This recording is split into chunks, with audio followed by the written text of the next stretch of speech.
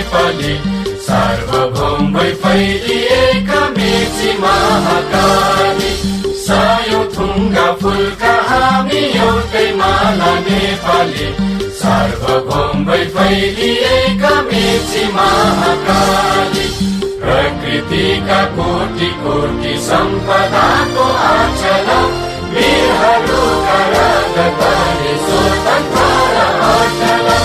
ज्ञान भूमि शान्ति भूमि तराई पहाड हिमाल, अखण्ड यो प्यारो हाम्रो मातृभूमि नेपाल। बहु जाति भाषा धर्म संस्कृति छन् विशाल,